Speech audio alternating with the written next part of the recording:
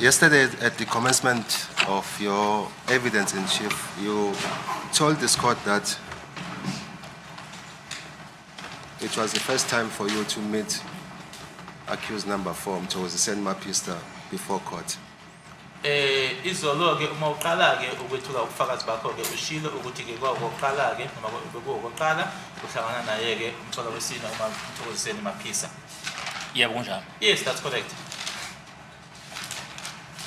You also testified that there was a time when you met Constable Sizwe Zungu in Bakersford at the garage, where he told you that he had been approached by his commander to be part of the investigation team of the Senzo Meyiwa case. Ushilo ke ubufakazi bakho ukuthi ke kunesikhathi ke la owahlangana khona ke naye uConstable Sizwe Zungu eBakersford kwigarage kwa engine ekutshela ke ukuthi ke ngomyalo wa commander yakhe useyingxenye manje yethimba eliphenyayo kwicala kaSenzo Meyiwa. Yebo. Yes. At the time when you met Constable Zungu at Bakersford, do you know where he was stationed as a police officer? Ngaleso sikhathi leso ke uhlangana naye uConstable Sizwe Zungu eBakersford, ingabe uyazi yini ukuthi wayesebenza kuphi nendawo njengephoyisa? Bengazi ukuthi iphoyisa eThembisa but not station abengazi ukuthi usebenzela kuphi. I knew that he was a police officer in Tembisa but not the exact police station or not the exact station.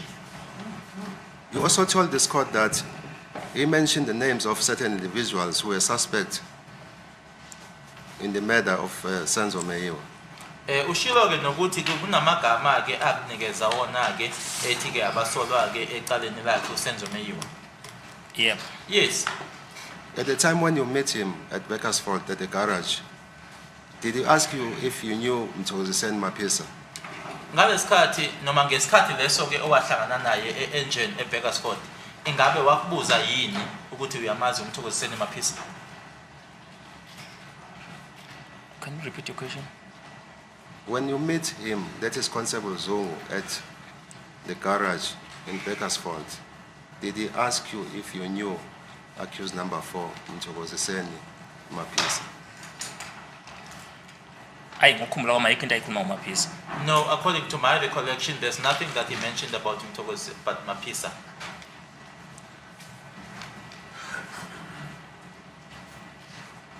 Did he indicate to you if Mthokoziseni Mapisa was also a person of interest in the murder of Senzo Meyiwa? Ingaba wakusho yini kuwena ukuthi ke Mthokoziseni Mapisa naye ke umuntu obhekiwe kulona ke icala noma babheke kuyena ke kulona icala leli kaSenzo Meyiwa? Cha. No. You also testified about the incident or the events when you met Brigadier Kininda and other police officers in the boardroom at Kempton Park Police Station. Do you recall that? Uthule ubufakazi ke mala nesahlakalo ke nemisigameko ke la owahlangana khona noBrigadier Kininda kanye namanye amaphoyisa eboardroom yase Kempton Park. Yebo kwenzeka. Yes, it happened. Do you still remember a year and a month when you met them? Unyaka nenyanga usazikhumbula? Unyaka u 2020. The year was 2020. Noma inyanga ne date ngengisayi. Although I won't be able to remember the month and the date.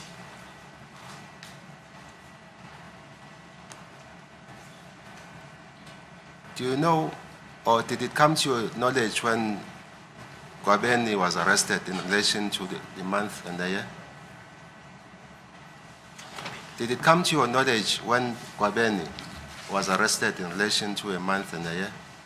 Mayelana nonyaka kanye nenyanga aboshwa ngayo uGwabeni wagcina usuyazi?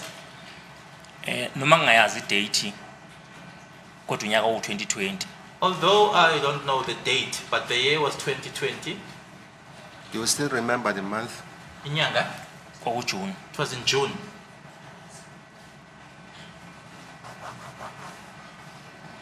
When you were approached by the police, that is Sergeant Mabena in Bakersford, was it before or after Gwabeni was arrested?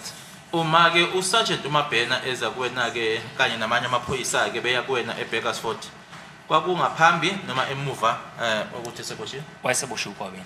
Gwabeni had already been arrested. We have told this court that Gwaben was arrested in June. Does that not trigger your mind to remember when exactly you were approached by Sergeant Mabena in Bakersfield? Uyasho-ke ukuthi-ke uGwabeni waboshwa ngoJune. Ingaba lokho akubuyiseli manje umqondo wakho-ke manje ukuthi ukhumbuleke ukuthi kwakunini uma uSergeant Mabena kanye namanye amaphoyisa beya kuwena eBakersfield? KwakuJuly kuyiSunday, I think it was kwakuyi-19. It was in July on a Sunday. I think it was the 19th.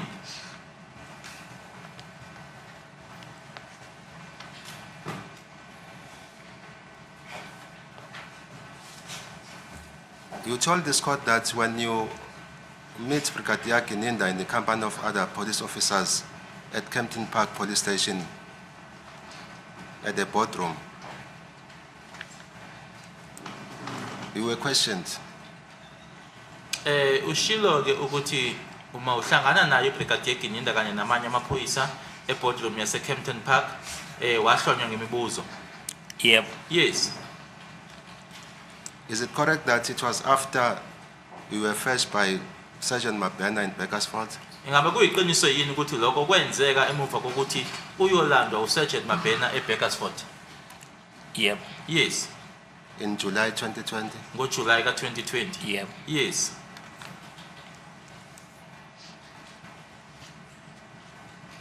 Inside the boardroom where you were questioned by Brigadier Kininda and other police officers, was the name of Mthokoze Mapisa ever mentioned? Ngaphakathi-ke eboardroom la owahlonywa khona ngemibuzo uBrigadier Kininda kanye namanye amaphoyisa-ke la ingaba igama likaMthokoziseni Mapisa ngaba la kwakhulunywa yini ngalo? Bangibuza ukuthi ngiyamazi ngamphika ngathi ngalitshela ngimazi. They asked me if I knew him, and then I denied or told them that I don't know him. Did they tell you that he was a suspect or a Basho person yini? of interest? Oh, sorry. Did they Basho tell you yini that kwe- he was a suspect or a person of interest in this Basho matter? yini kuwena ukuthi wayewumsola noma ke umuntu ababembhekile? Hayi kumina abantu ababekade belokhuzana bengathi angibazi babakhipha bathi bazokhuluma ngabantu engithi angibazi. To me, they had removed the people whom I had mentioned to them or indicated to them that are unknown to me. Who were those persons that you say they had removed, that you have told them that you don't know them? Ibaphi labantu laba ababakhipha bona laba owawuthe wena awubazi bona? Simphiwe Buthelezi, Simphiwe Buthelezi, Carlos Mncube, Carlos Mncube, uNkani, Nkani, noMthokozeni. and Mthokoziseni.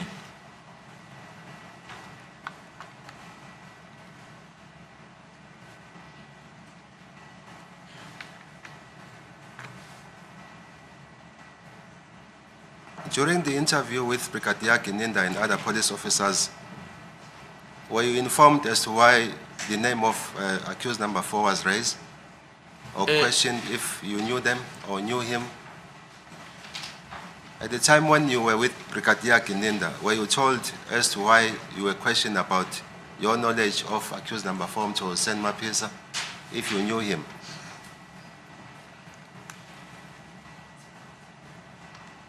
At the time when you were with Brigadier Kininda, were you told why they were asking him? Ngalesikhathi okanye noBrigadier Kininda ngaba bakutshela yini ukuthi kwakungani bekubuza ngaye uMthokoziseni? No, ayikho into abangibuza abangichazela yona. No, they did not say anything.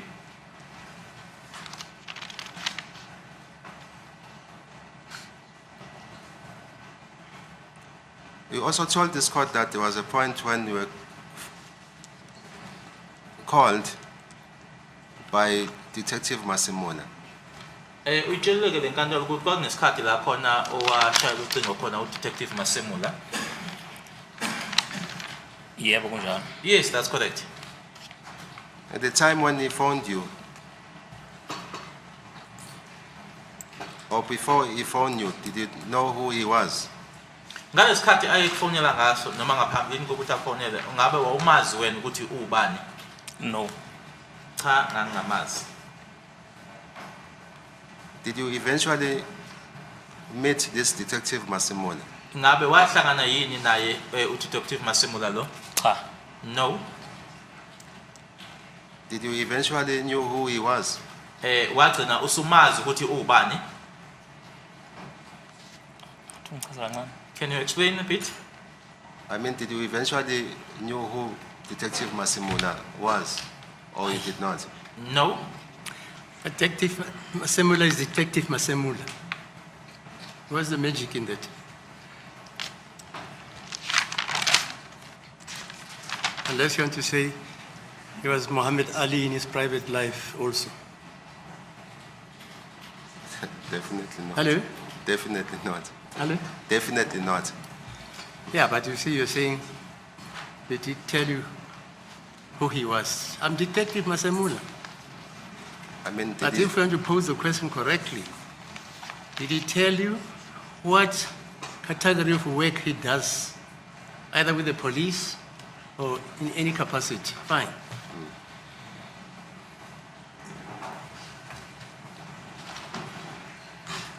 at the time when you were with Sergeant Mabena in the vehicle, did he question you if you knew Nthokoziseni Mapisa?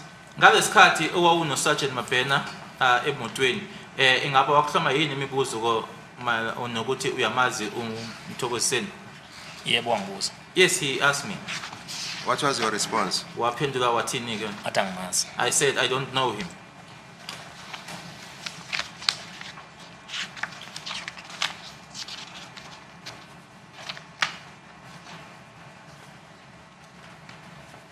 Let us now go to the evidence of Constable Zungu, Constable Caesar Zungu, as it is contained in the transcribed record of the 7th of September 2023.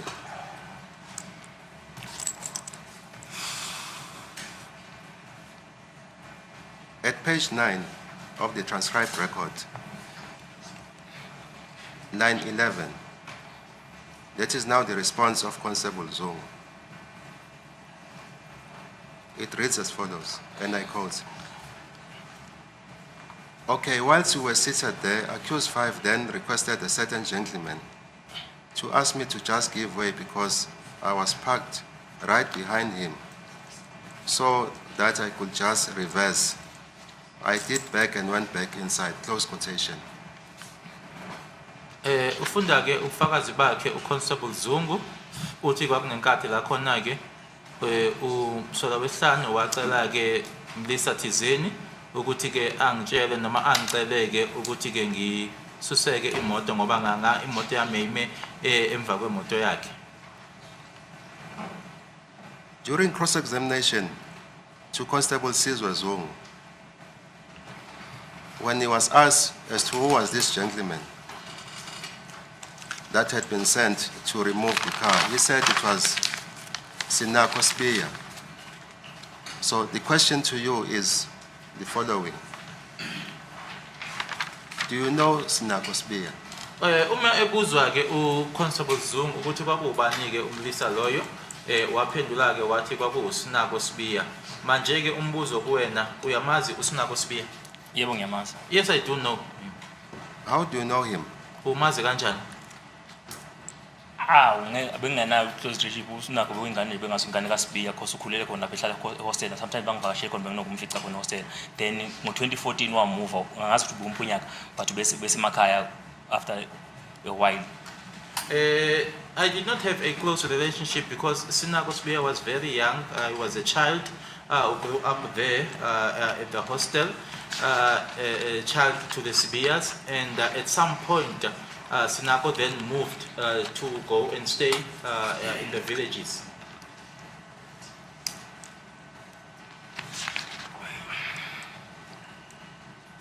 Constable Sizwe Zungu related to an incident involving the shooting of Sinako Spear.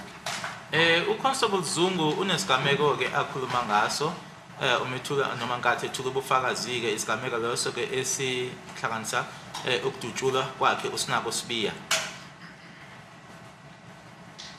Do you know anything about that incident? Ngezwe nje noma ngenayo iclue yakho ukuthi wakwenzakalani. I heard about it, although I do not have a clue as to what exactly happened. Do you know when did that incident occurred?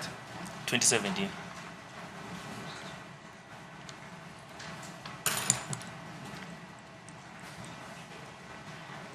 Do you know the circumstances under which he was shot at? Ingabe uyazi ukuthi kwenzekani noma ke isimo noma izimo adutshelwe ngaphansi kwazo? Hayi, angizazi. No, I don't.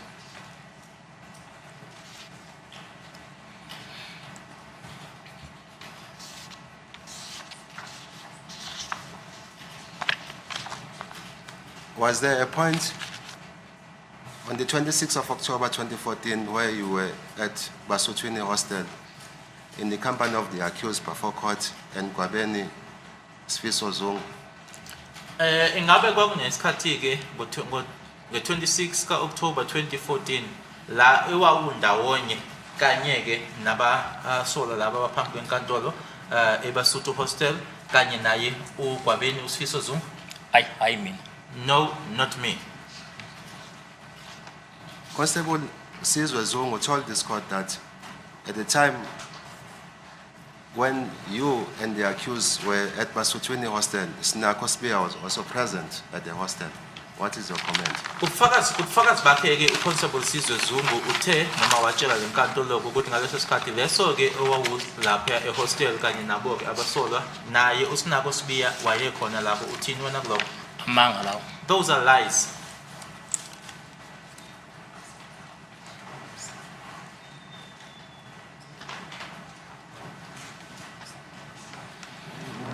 Constable Sizwe Zungu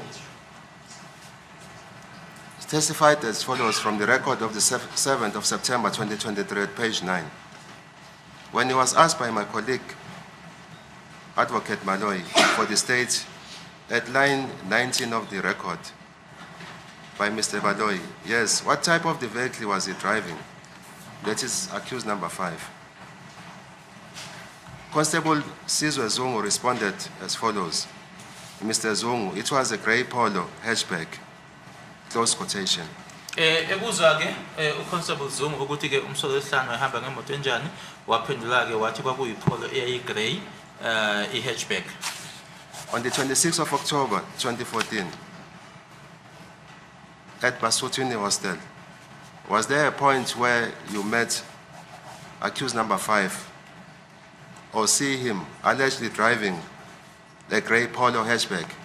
That is on the 26th of October 2014. eBasotho Hostel ingaba konesikhathi la khona owabona khona umsolo wesihlanu ehamba noma eshayela ipolo eligrey ngombala i-hatchback. Njengoba ngibengishilo wasekuqaleni ukuthi ukuqala kwamkwazi accused number 5 ngimazi la ecourt izolo. As I said previously, that the first time I got to know accused number 5 for the very first time was here in court yesterday.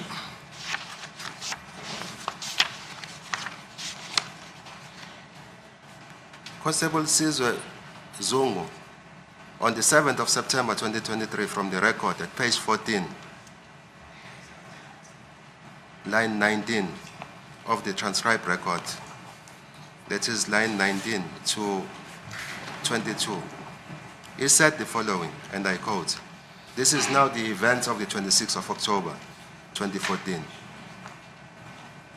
Accused number 1, 2, and 3 came in following each other. It was quite clear, or they were showing that they were in a shock and they were fast going towards Gwabeni's room. I stood up and followed them. When I went inside Gwabeni's room, the lights went off," close quotation. What is your comment about this? Mina ngo-2014 akaze ngibe seFosolwazi.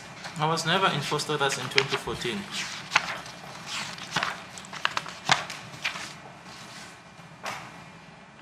Pursuant to what I had read to you, he said the following on the 7th of September 2023 at page 20.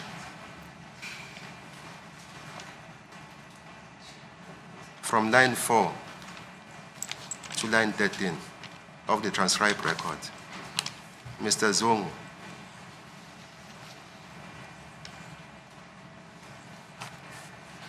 I believe him, but also thought that he was just saying it because he was doing this. And then is when he said that bring these firearms here and give these firearms here. I carried on and shouting at him. Still at that, I then heard the door opening behind me. Accused 5 came in If I remember well, he was wearing a black jacket. He then asked Kwabeni, is there a problem? Then Kwabeni said that there was no issues, and then he requested me and said, "Uncle." But when he came in, he was in the company of accused number 4, close quotation. So, to sum up this, on the 26th of October 2014, that is after accused 1, 2, and 3 had entered Kwabeni's room, did you see accused number 4 and 5 entering Kwabeni's room? Ukufinyeza ke lokhu uqeda ufunda lapha yana ke ukuthi nge-26 ka-October 2014 emuva ke kokuthi ke umsolo wokuqala owesibili nowesithathu bengenile egumbini lakhe uGwabeni, ingaba wambona yini umsolo wesine nowesihlanu bengena? Nge-26 October 2014 angaze ngase hostel eBasothwini, angaze ngafuthi ngadibana nalabantu eBasothwini mina. On the 26th of October 2014, I was never at the Basotwini hostel and I never met these people. On the 7th of September 2023, at page 27 of the transcribed record, from line 7 to line 12 of the transcribed record, this is the response. I'm sorry, my daughter, I'll start at line 2 of the transcribed record. It reads as follows, and I quote, "It took time for Makosonke to arrive. Not that much long of a time, but it was some time. If I remember, accused 4 arrived, and on his arrival, he gave me the car keys," close quotation. Kwamthatha isikhathi uMakhosonke ukuthi afike, akusona isikhathi eside ke kodwa ke kwathatha isikhathi. Emva kwalokho ke umsolo wesine wasenikeza ke ikhiye zemoto. Do you know anything about this? Khona kwaziyo mayelana nalokho? Akukho engikwaziyo ngayo yonke le nto le. I know nothing about all of this.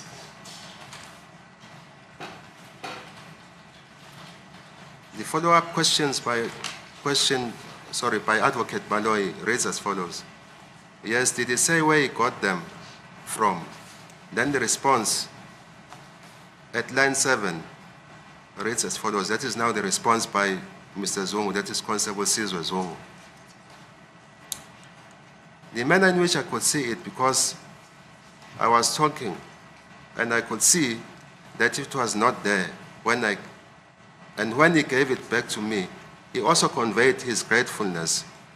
In the manner he said it, my lord, it showed that he was being respectful because he made use of both his hands, clapping his hands like that, close quotation. Ingabe wakutshela yini ukuthi wayithola kuphi ikhiye lezi? Uyaphendula ke lapha yana ke uConstable Zungu ukuthi indlela ke awayephendula ngayo ke etshengisa ke ukuhlonipha futhi ke nokuthi ke esho nokuthi ke uyabonga ke ngokuthi ke akhombise ngokuthi aphaphathe izandla zombili. In essence, what this entails is that at some point the car keys went missing and they were brought back by accused number 4. And when he brought back the keys, he gave them to Constable Zungu. And according to Constable Zungu, accused number 4 showed his gratefulness in such a way that he was so respectful by clapping his hand together. He even demonstrated how accused number 4 was clapping his hands.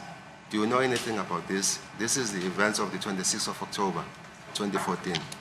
Khona kwaziyo ngaloko kwenzeka lokho nge-26 October 2014 lana ke khulunywa ngokuthi ke ikhiye zemoto layilahlekile ezase zibuyiswa uyena ke umsola wesine nangendlela ke atshengisa ngayo uma ngabe eyibuyisa esho nokuthi ke uyabonga. 26 October 2014 ayikho into engayichazela enkantolo mina ngo-26 October 2014. There's nothing that I can tell the court about 26 October 2014. He further told this court from the transcribed record of the 7th of September 2023 at page 27, line 20. to line 24 of the transcribed record. That is after the question by my colleague, Advocate Baloy. Mr. Zongu, that is Constable Sizwe Zongu. Okay. Muzi arrived, Kwabeni arrived. The other one, which he said that I must wait for, it was just busy because in total I left with 4 people. Just before I left, Kwabeni informed me that Makosonke is no longer living. Close quotation. Do you know anything about that? Uthi ke laphayana ke wagcina sehamba nabantu abawu4 uGwabeni nje ngaphambi kokuthi ahambe wasemtshela ukuthi uMakhosonke akasahambi. Angazi lutho kwangekho lapho. I know nothing because I was not there. But did you tell Kwabeni that you are no longer living? Ingabe watshela uGwabeni ukuthi awusahambi? Ayikho lento lana. There's no such.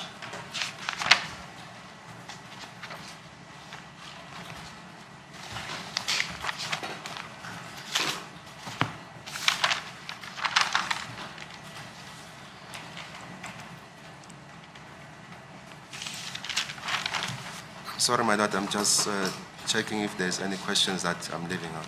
Thank you.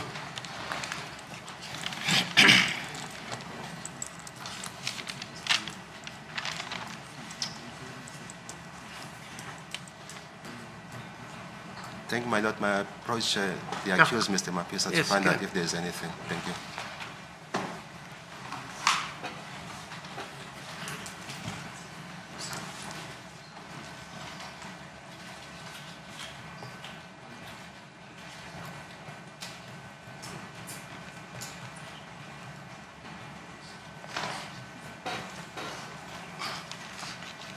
Thank you, my lord. I have no further questions. Okay, thank you, Mr. Chololo.